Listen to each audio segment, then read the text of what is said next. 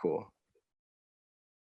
Okay, so you're what we always called and known as Super Duper Kyle. You're like pretty much the big artist that's been coming up from the independent scene. Then you got signed. Now you're back on the independent scene. Because I know back in June, you announced on your Instagram page that you'd once again be an independent artist. And the last time you represented that, it was like a long while ago, back in like, I think 2015. I think Smile was your last like independent release. Yeah. Uh-huh. So for you as an independent artist again, compared to when you're an independent artist from your early SoundCloud 2010, 2016 period, how has it been now to compare from like independent then to independent now? That's a really good question. I think honestly, I feel a lot of similarities. I feel like when I was independent, you really have to stand on your own 2 feet. It's literally just you. So when you're standing in your own 2 feet, you're really grounded in who you are. And I think when you're with, a bigger record label like that and you're a part of this machine, you start playing the machine game a little bit. And your music is almost more of it's more of like a laid out thing that you already know what you're going to do in order to obtain this result. Whereas now I'm like kind of just being myself again, or at least that's what it feels like. Biggest difference is I think after being with a record label and realizing like having this financial blanket of sorts that is just covering me at all times, I kind of forgot what that was like to not have that. And yeah, that was the biggest difference because when I was first independent, I thought that I was like all the way on, I had no idea. And yeah, so I think that's been a big difference. It's just who I was when I was independent the first time versus now. I'm looking at things in a much more like financial way, logically with like all of my songs, It feels like I'm kind of like the owner of like a mom and pop shop now, and I like sell vases or whatever. And every song is like a vase, and you just make it and you're putting it out there to see if people love it.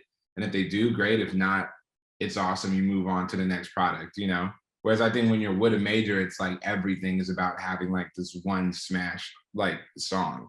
It's like literally every song they're gearing for release. They're like, okay, Kyle, don't worry, this is gonna be the one. This is gonna be like biggest song in the world. And it's like, dude, music is not created for that reason. Yeah. It loses its true art form. Yeah, it's an art form. Like you're just doing what you're doing, and then people may or may not like it. That's what was cool about the SoundCloud days. It's like nobody really knows what they're doing. They're just making a song, humming into a microphone, and then uploading it and becoming like a star. So yeah, I feel like myself again, because it's just me. So yeah. So regarding that, would you ever be opposed to doing like a 2-album deal again? Or do you feel like this independent life is kind of what you want to go forth and move on with now? That's a really good question. Honestly, I wouldn't be opposed to doing the right deal now, and it's like kind of like when you're young, and this is the school of hard knocks, truly, where you have to learn as you go, and you got to learn from mistakes. And I think now I just know what the right deal is. I know all the deal points. I know all the things that would go into making the absolute right deal.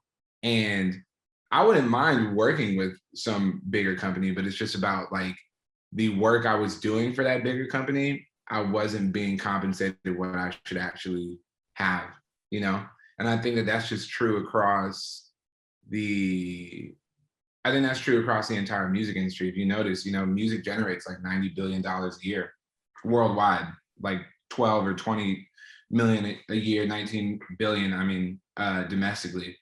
And who makes music? At the end of the day, like who makes music? What kind of people make music? What kind of people are responsible for the creation of pretty much every popular music genre in the world? It's like people that look like me and you, and yet there's so much, that's like our industry for real, and we own so little of it that I realized, that's the most important thing is owning that music. It's the most important thing, It's crazy because now like the whole like, oh, I need to get signed, that's like dead, like completely. I Like, hope it is. It should be for sure. Like, and the thing is, working with a company is not bad. Like I said, it's just Yeah. about what does your deal look like and what are you owning, you know? That is just what it comes down to. Because I think record labels are starting to come around to the fact that they can still earn money and be in business with artists if they give them fair deals, but they're only going to do it if you are aware that you want it and you're aware of the leverage, Yeah. you know? So regarding your return to the independent music scene, you also created a Patreon page now, which is called the Kyle Hive. And it has you with your unreleased music, your previews of your videos, and just all exclusive access to everything in your content. Yeah. So now giving your fans that closer, in-depth look in your career, how would you describe the connection that you have with your fans in general, period, now that you also have that too as well? Um, I realized that the fan base is that's the only important thing to the music machine. Like in today's music world, you have songs that you make and you have like a selfie that you take in order to like promote it. And that is the only two things. And when I realized that, me and my team really just started focusing on like, how do we just connect with the couple people who are really diehard like Kyle fans? Like, how do we connect with them? How do we give them more access? And how do we maintain that heartbeat inside of that fan base? Because that's truly like the best promotion. That is what keeps your entire business afloat.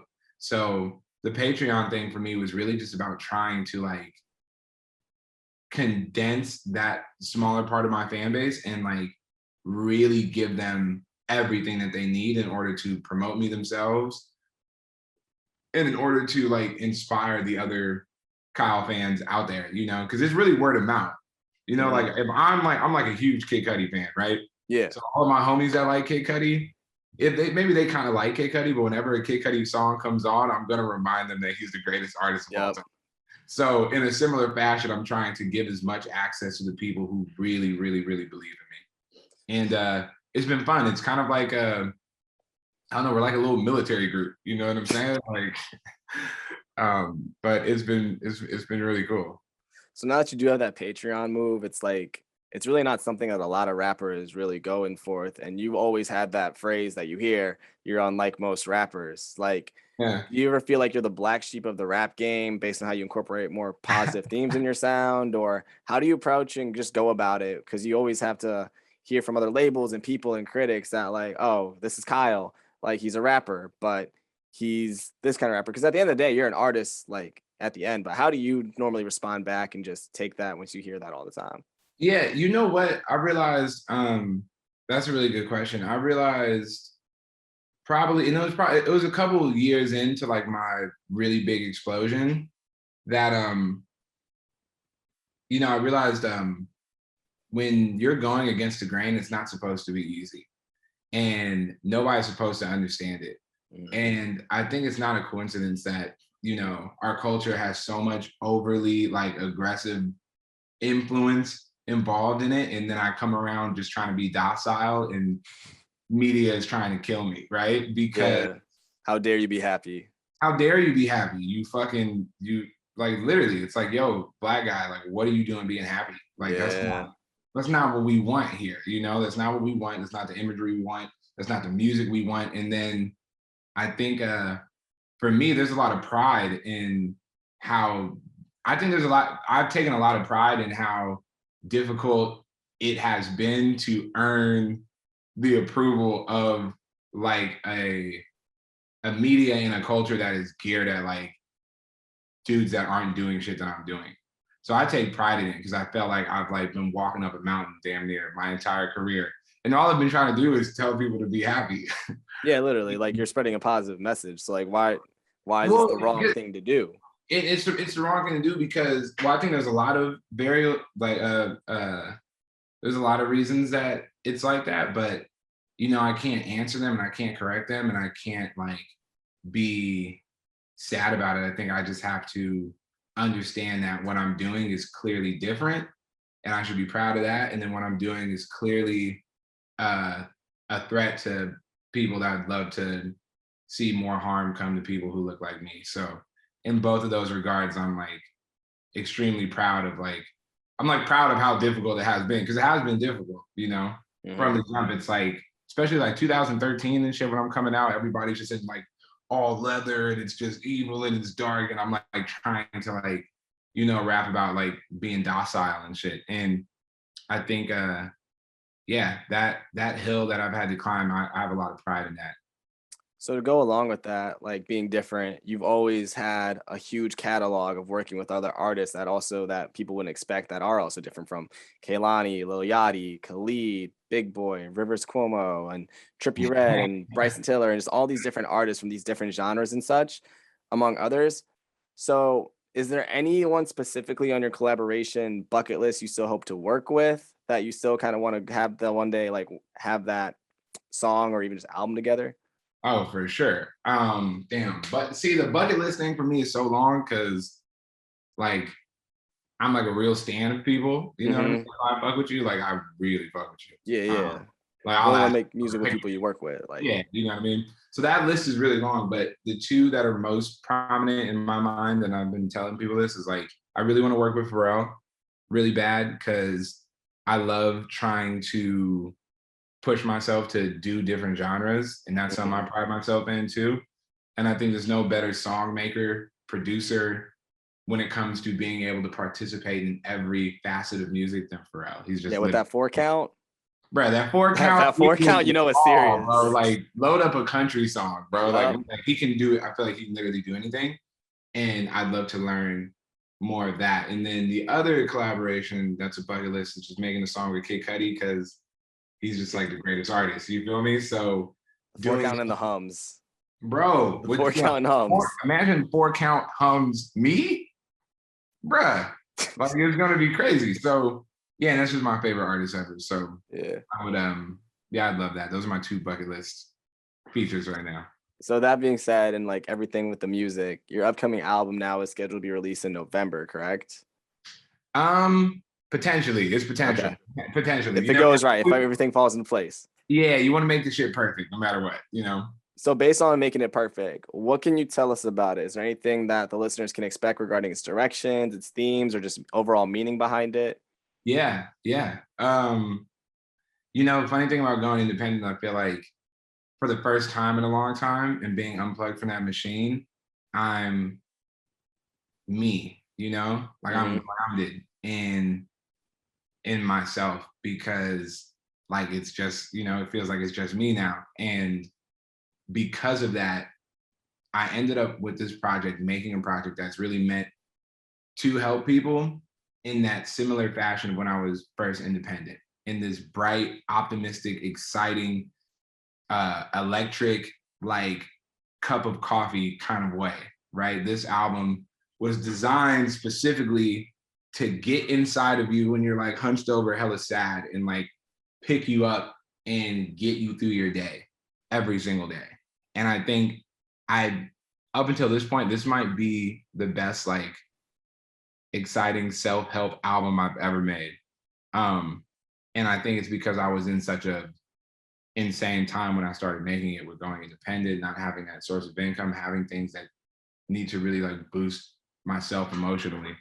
And it kind of like Smile almost, like my 2015 album Smile that was meant to like get inside your heart and like pump you up and have you running down the street talking about how great life is. That is what this album is designed to do.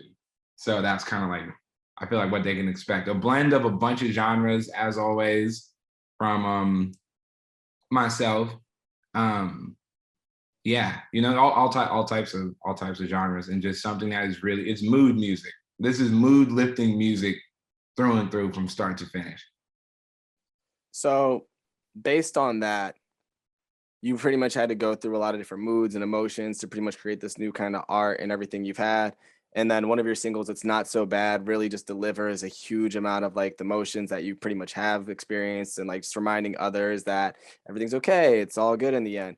Where did this exact mental health kind of side of you show out from? Because your previous albums, like I mean, you like Smile, yes it is similar, but if you listen to like Light of Mine, it's kind of got a little bit of everything from like just being happy, being here, like hi, my name's Kyle and this is everything that I want to like pretty much show to you guys that I make music and I like to enjoy it with this people. But for this one now with your newest song, what exactly did the inspiration from that come from?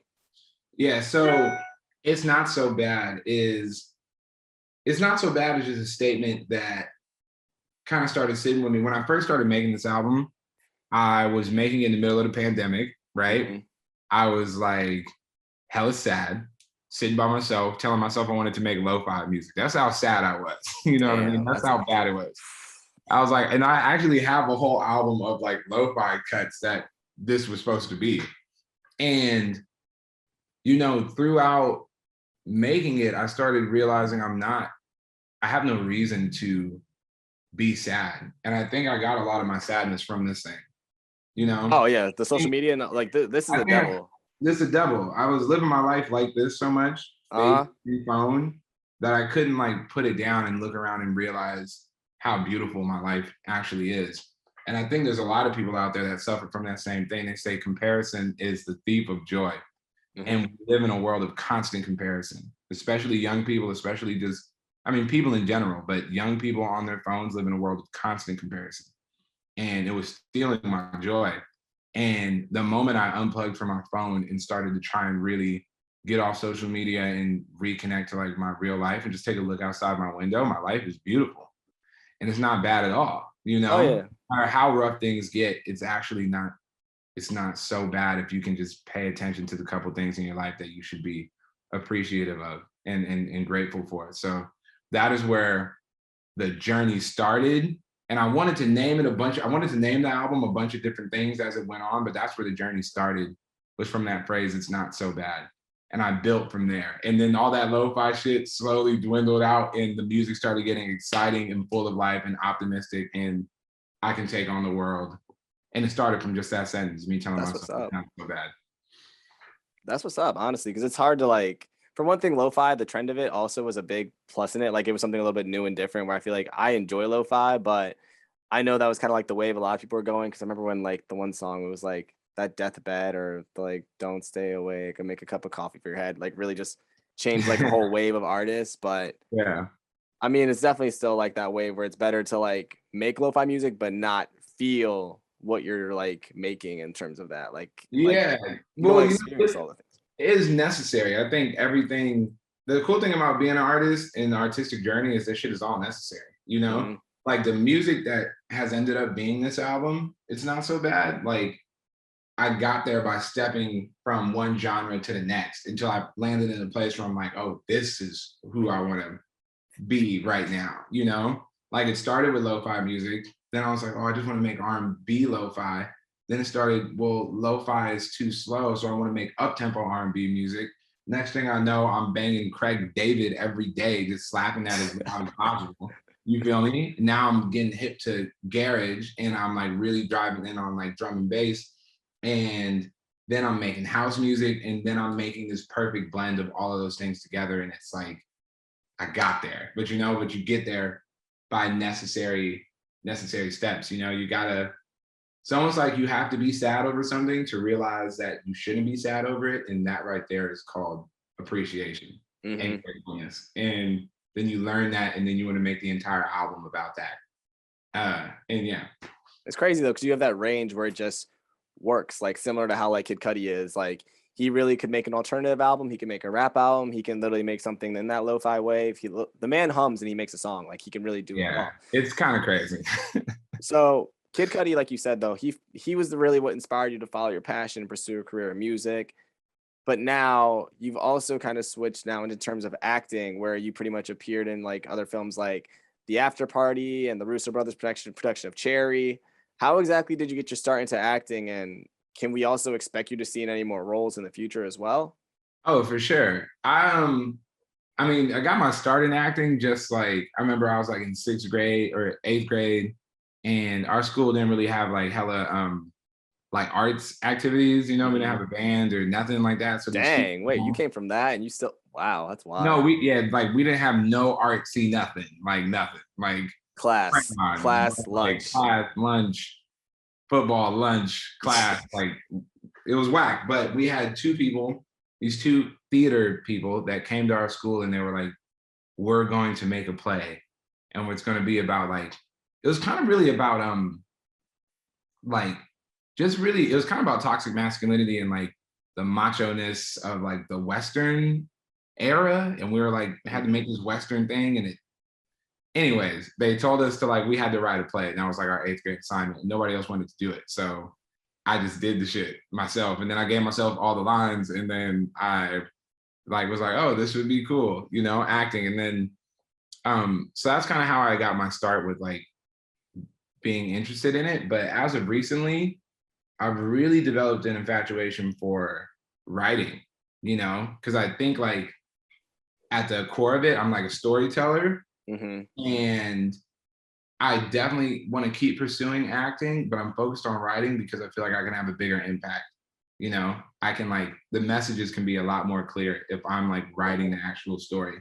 And I think right now the most important thing to me is like really fighting the battle of the war on image, because I think all these things that happen in our life that can affect people in a really negative way is all the war on image, right? Like racism is just the war on image. Mm-hmm. And classism is the war on image. Sexism, all of it is the war on image. If you can convince people that this kind of person is, you know, violent or vengeful or angry or mad or unstable, then you can go and do anything you want to them online, or I mean, just in general, and nobody will bat an eye because you already know that they're criminals and they're violent, and they're angry and all that. And that is strictly image, and the image comes from stories. So I'm trying to really study the craft of writing so I can write stories that portray unrepresented people in a beautiful way. And that is the current mission as of right now. So I'm working on all types of film projects. Like there's this one animated series I'm developing called Karaku, and I'm making it with Carl Jones, who is a producer on like the Boondocks and Black Dynamite and a bunch of legendary like Black anime Oh shows. wow, yeah. And Colin Kaepernick is producing it as well. And it's beautiful. It's going to be like this optimistic, joyful hero that I'm so used to seeing in anime, but I just have never seen one that looks like me. You know, like we get like Afro Samurai, who's dope and all that, but he's Yeah, but just like that's it. That's he's chain it. smoking cigarettes and he's just cutting people's heads off. Yeah. You know, you'll watch all of them. It's revenge story, revenge story, revenge story, revenge story, cold, mad, Yeah. beaten down, chain smoking. Always just a comedy too. I'm like, it's just always I mean, I'm cool with, but you Yeah, don't really, it's either like there, like I think we've got a lot of steps though away from being like the funny black friend at least. I yeah, think that's pretty much like we finally have black leads at least, which is nice. But I don't yeah. want to have a black lead on a black show, is what I think is the next step, really. You know what I mean? Oh, facts. No, and that's the thing. Like, I think like growing up for me, anime has affected me in such a positive way. Like, I am hopeful and I am joyous and I am optimistic and I am kind and I am loving. And a lot of these traits we get from impressions of shit that we grow up watching. And I saw Ash Ketchum, you know, who was so optimistic about life. Everything was going to Yeah. be good. I saw Goku, somebody who was just like pure, loving, and confident and strong and happy because he knew who he was. And I took those things in, but none of those people looked like me. So like, I don't want to see myself like shooting guns and like chain smoking cigarettes. I want to see myself flying through the air on a fucking cloud, loving everybody, you know? And if I see myself as that when I'm 6 years old, maybe it'll affect the way I feel about myself on the inside as I'm older, and can affect the way our community treats each other. So Yeah. image, you know, that's writing, and that's where I'm currently focusing my talents. Yeah, big agreed. Because I think television and media, it's something that's so consumed by young minds and just the children of this day and age because they're always on this or they're watching that. So it's even like it even caused a huge outrage when I mean it's starting good now, like the Little Mermaid with how we have like Halle Bailey in it, I believe it is. Mhm. Or like same thing how like people are complaining, like, why are all the Power Rangers that are red all white? Or like how come there's just like and just even just animations like itself, like how come like the character that's black is just the best friend, or they get their own episode now, or like I'm like it's only one episode, like I don't know, there's Representation is representation. I think to the least to the least sinister part about it, I think it's just representation and there not being enough people who are approved to do what I'm trying to do. And then on the more sinister part about it, I think it is a war on image, and it's, you know, calculated. It's like show people the way we need them to be shown. And that's where, you know, that's where the issue is. Show So them as the best friend, show them as the sidekick, show them as the fucking criminal, show them as this, show them as like, but especially, and it's especially that case when it comes to like, I think like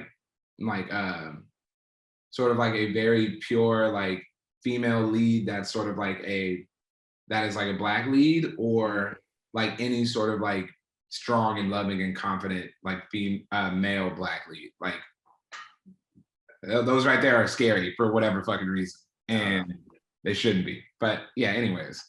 with that being said, like you said, representation is like a big piece of it. But another thing that comes down to it is also the reputation, which you have of being different and positive and unlike other rappers. So if it was up to you, how would you like to accurately be perceived as well as just impact the industry as an artist? Like, because I know that being the different rapper is cool, but is that really what you consider and want to be perceived as? Like, or do you just want to be like the rapper who just happens to be this, or I'm just an artist, or like, you know what I mean? I think I want to be perceived as I'm just an artist that is doing whatever he feels is right then in the moment. Because I think and it's really myself just trying to participate in so many other genres. I feel like if I box myself in as a rapper, it will confuse people. And they'll be like, well, rap isn't like this, and rap isn't bright and positive and docile. Like that's not rap. So then people will like confuse it as something. Whereas I would like, and this is what I would like to be perceived. I don't know if this will happen or not, but I think I just want to be perceived as an artist who is trying to add joyful, optimistic, hopeful art to the world and to his community. I just want to see people gain those emotions: joy, optimism, hope, and like kindness. And if I can do that and that's what people know me as, I will be happy. Yeah, which is crazy because it's all good things that, but like it's kind of like how the whole like bad news is good news and good news is just like it's just news at that point. Yeah. Whoa. Damn. Yo, that's a fact. That's kind of crazy. Yeah, like good news is just news. Like you're not gonna see like, oh, a woman saved her 3 kids from a burning house fire. Like it's there, but people want to see like this isn't to like knock on the incident at all, but like how like there's that missing person thing right now. They're still trying to find the boyfriend, and Yeah, like yeah. the girl she was announced dead. They found her body, which is still completely unfortunate. But they'll definitely give that story way more runtime than the good things that we see in the world. Which I understand. Yeah, you still want to like care and figure out what's happening, but you don't get as much good news as like about things like that. I don't know. Positivity is just No, something that's like you get knocked for spreading sometimes, I think. yeah, no, for sure, bro. No good deed goes unpunished, I feel like. And like people in general, we kind of like, I think, especially when we're not used to it, especially when it's not ingrained in our everyday culture as it is, like, I think people online and shit definitely just want to see bad things, Oh, and record it and and put it record it, out there. like, and put it out there because it's like, I don't know, it's interesting. And I think we have a funny way with dealing with pain in our society and our generation now. We have a funny way with dealing with our feelings. It's kind of like we really just vent all these self frustrations online, and sometimes that positive, like ooey gooey stuff is like not what people want to see in the moment because they're like feeling one certain way, like we get more excited when an artist is going through some big tumultuous thing Yeah. online than when some like just positive thing happens for him, because it's like I think we live in a world today where it's a little hard to be happy for people because it's like there's a lot of shit going on, and like I understand that everybody's got it really tough, so sometimes I think people are just like in that mood. But I think what I've realized, and I think I touched on it a little earlier, was like when you're doing the whole like trying to do this like positive thing or like be this happy person, I think a part of that job is to have thick skin to remain available to help people, Yeah. right? Because hurt people are hurt people. And if you happen to like have enough like emotional control to like maintain your hurt and just give out love, you're gonna have to realize that some people are gonna be mad at that. And you gotta you gotta just be okay with it, you gotta be okay with it in a sense. Yeah, Because if I'm basically. mad that other people are mad, then what the fuck are we doing? You know, then I'm really not. I'm not. I'm not helping nobody. Yeah, it's just gasoline to the flames at that point. Like you're like, what's the point of like, why are you even here at this point? Like, all right, so you just wanna do you wanna jump on the trend? Then sure, but like you ain't gonna make anything better. Yeah, for sure, for sure. Yeah. All right. So I only have about 6 minutes left to you. I have like one question left. Hit me. So from having the success you independently had with Smile, and then you also had the mainstream success with Light of Mine. So aside from that, what would you consider as your biggest milestone throughout your career that you did accomplish? Whether it's like a personal or whether something as an artist or whether something is just an actor or a person or a producer, or Mm. and also what do you have set that you really want to accomplish next? Like what's your big next goal that like I'm Kyle and I want to make this happen, and this is like what's the big goal for it? Damn, that's a good question. Biggest milestone. Hmm. Some Biggest. people have the like I bought my mom a house or I Yeah, yeah. No, I'm like trying to think of it right now. I think the biggest milestone in my personal career is like what we've just talked about, kind of. It's like touching on that. Um, is proving to, because especially when I very like when I first started, like 2010, like 2011, and I started switching into trying to like, do this thing.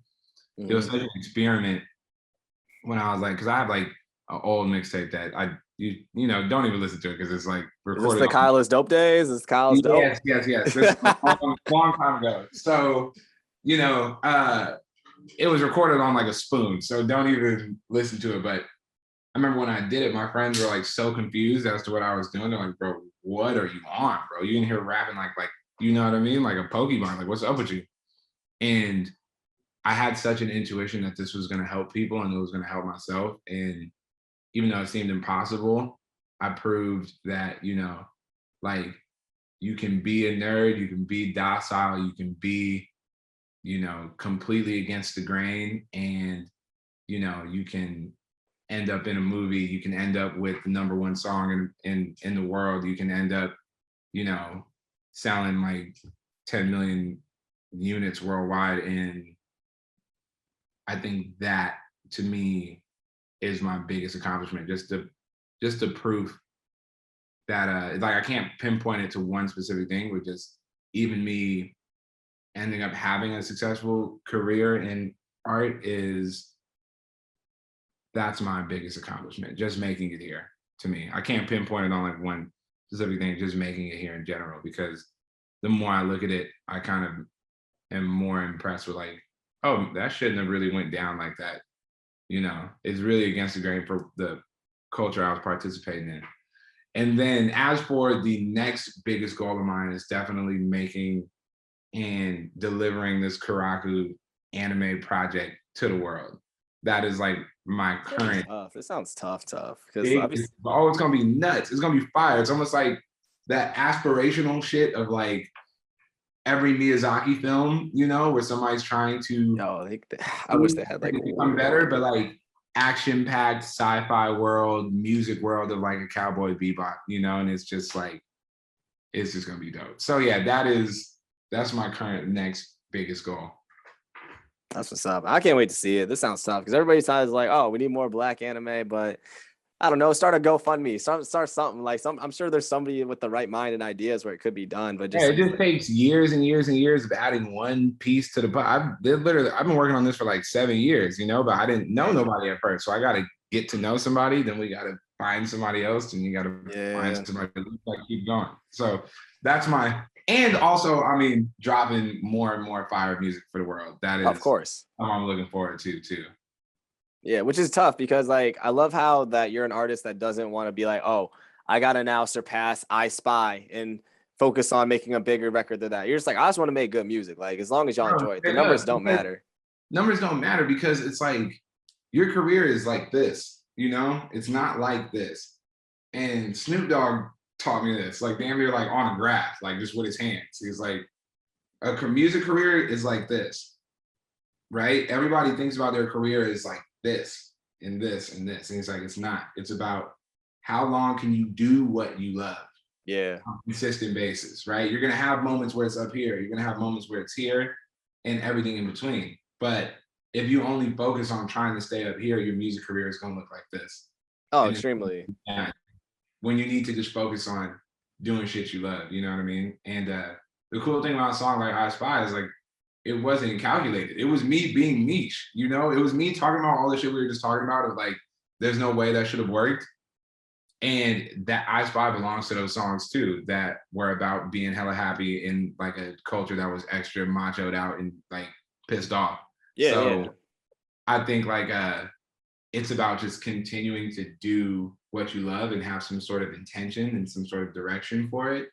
And just being in love with that process and letting the big records come when they come and enjoying everything in between. Pharrell said something about that too. He said, you know, we don't make hits, we make music. People make hits, right? So you need Yeah. to keep making music, and whenever people decide this is a hit, it'll be a hit. And No, everything else in between is just a part of who you are as like a human, you know? It's yeah, an big artist. truth. But no, I appreciate your time. Love your answers. Appreciate you literally like taking the time out of your day to converse and just get through this interview. Like really, really appreciate it. Big fan. Um, big fan of also the record too. It's really, really great. Just really, really thank you again. I really appreciate it, Kyle. Hey, Ethan, thank you, bro. Thank you. Okay. Shouts out to you, bro. Have a fucking lit day. Go eat some like really fire food Man, or he's something. so happy. I love it. You're so happy. I love it.